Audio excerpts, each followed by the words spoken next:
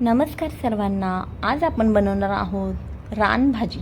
चला तर मग खेडेगावात राहणाऱ्या सर्वांनी आज लाईक करायचं आहे आणि जे लोक खेडेगावातून शहराकडे राहायला आलेले आहेत त्यांनी कमेंट करून जायचं आहे. ठीक आहे, चला तर मग आज भाजीला सुरुवात करूया. आज आपण बनवणार आहोत हरभऱ्याची गरगट्टी अशी भाजी. तर त्याच्यासाठी घेतलेली आहे हरभऱ्याची अर्धा तासापूर्वी भिजवून ठेवलेली डाळ, भरपूर सारा लसूण आणि भरपूर सारी मिरची. तुमच्या चवीनुसार तुम्ही ॲड करू शकता लसूण मिरची. तर या ठिकाणी घेतलेलं आहे 2 चमचे बाजरीचं पीठ, 1 चमचा बेसन पीठ आणि घेतलेली आहे हरभऱ्याची भाजी. हरभऱ्याचा कोवळा पालाच असतो हा, पण उन्हामध्ये वाळवलेला असतो. आता जे खेड्यागावातले त्यांना तर माहितीच आहे, पण शहराकडे ज्यांना माहिती नाही त्यांच्यासाठी ही गोष्ट सांगते. तर शहरामध्ये सुद्धा ही भाजी अवेलेबल होते. तर त्यानुसार काय करायचं आहे, या पिठामध्ये ही भाजी ॲड करायची, त्याच्यामध्ये पाणी ॲड करायचं आहे आणि मिश्रण एकजीव करून घ्यायचं आहे. पीठ चांगल्या प्रकारे भाजीला लागलं गेलं पाहिजे. बघा, आता आपण कोणत्याही प्रकारचं वाटण या ठिकाणी वापरत नाही हो, मग भाजी घट्ट होण्यासाठी आपण पिठाचा वापर करत आहोत फक्त या ठिकाणी. त्याच्यामुळे पीठ हे भाजीला चांगलं मिक्स करून घ्यायचं आहे. त्याच्यासोबत करून घेऊया मिरची आणि लसूणची चांगली पेस्ट करून घेऊया. पाणी घालून सुद्धा तुम्ही पेस्ट करू शकता. छानपैकी वाटण वाटलेलं गेलेलं आहे. चला तर मग भाजीची तयारी करूया. त्यासाठी कढई तापायला ठेवलेली आहे. कढईमध्ये घालूया 2 चमचे तेल. बघा, ही थोडी भाजी आंबट लागणार आहे. त्याची आणखी जरा आंबटपणा टेस्ट वाढवण्यासाठी टोमॅटो या ठिकाणी यूज करायचा आहे. ऑप्शनल आहे, जर तुम्हाला आवडत असेल तर घाला, नसेल आवडत तर नका घालू. पण माझ्या पद्धतीने केले तर भाजी 1 नंबर होणार म्हणजे होणारच. ठीक आहे, तर तेल आपलं टाकलेलं आहे. त्याच्यानंतर तेलामध्ये टाकूया 1 चमचा मोहरी, 1 चमचे जिरं. चांगलं कडकडीत तापल्यानंतर टाकायचं आहे. थोडासा कढीपत्ता देखील घालूया या ठिकाणी. त्याच्यानंतर घालूया आपली जी बारीक पेस्ट केलेली आहे मिरची, ती टाकूया.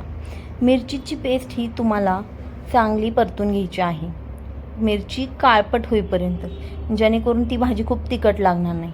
टेस्ट तर राहील मिरचीची, पण त्याचा तिखटपणा जो आहे तो थोडासा कमी होऊन जाईल. त्याच्यामुळे चांगली मिरची परतून घ्यायची आहे. मिरची परतताच टोमॅटोही परतून घेऊया, जेणेकरून टोमॅटो चांगला शिजला जाईल आणि त्याचा सगळा आंबटपणाचा अर्क त्यामध्ये उतरेल. टोमॅटो थोडासा पिकलेलाच घ्यावा, जेणेकरून त्याचा अर्क लगेच उतरला जाईल. हरभऱ्याची डाळ आहे मी अर्ध्या तासापूर्वी भिजायला टाकलेली. ही हरभऱ्याची डाळ आपण या ठिकाणी टाकून घेऊया भाजीत आणि मिक्स करून घेऊया, चांगली परतून घेऊया. आता चांगली परतून झालेली आहे. याच्यामध्ये तुम्ही शेंगदाणेसुद्धा ॲड करू शकता तुमच्या टेस्टनुसार टाकूया. 1 चमचा मीठ आणि हळद टाकून घेऊया. शेंगदाणे पण ऑप्शनल आहे, पण उकळलेल्या भाजीमध्ये मला हे शेंगदाणे खूप आवडतात. त्याच्यामुळे अशी काही हिरव्या पालेभाज्यांची भाजी असेल, जी गरगटी वगैरे असेल, तर त्याच्यामध्ये मी शेंगदाणे टाकते. तुम्हीसुद्धा ट्राय करा, तुम्हाला पण खूप आवडेल.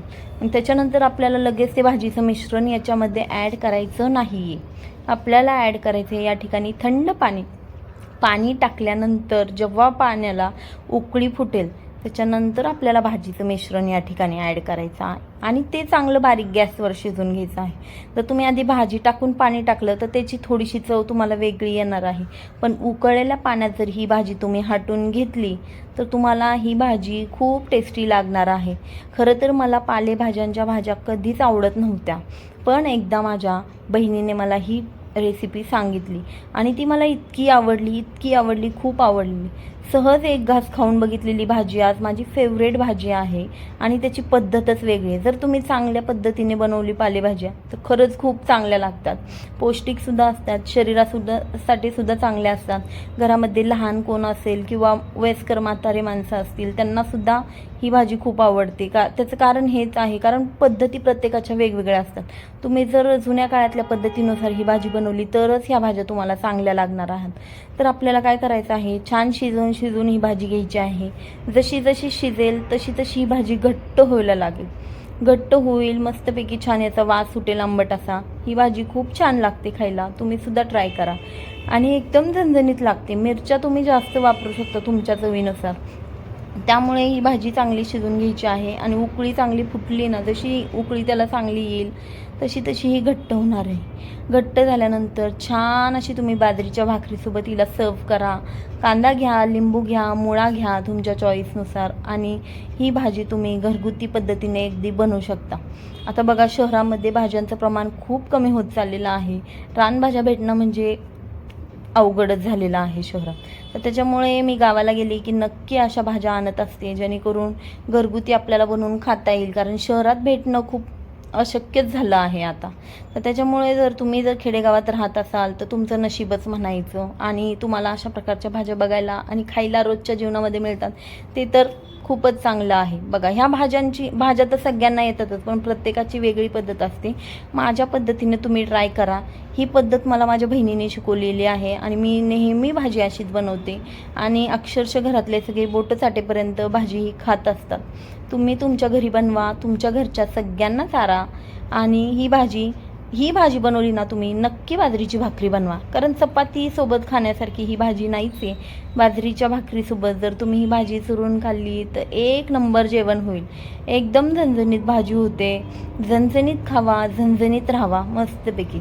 तुम्हाला जर अशा प्रकारचे माझे व्हिडिओ आवडत असेल तर नक्की लाईक करा, आणि तुम्हाला नेक्स्ट व्हिडिओमध्ये कोणती रेसिपी बघायची असेल ते सुद्धा तुम्ही मला कमेंट करून सांगू शकता. मी प्रयत्न करेल की तुम्हाला 100% तीच व्हिडिओ दाखवावी जी तुम्हाला रेसिपी हवी आहे. तर अशा प्रकारे तुम्ही ही भाजी बनवा.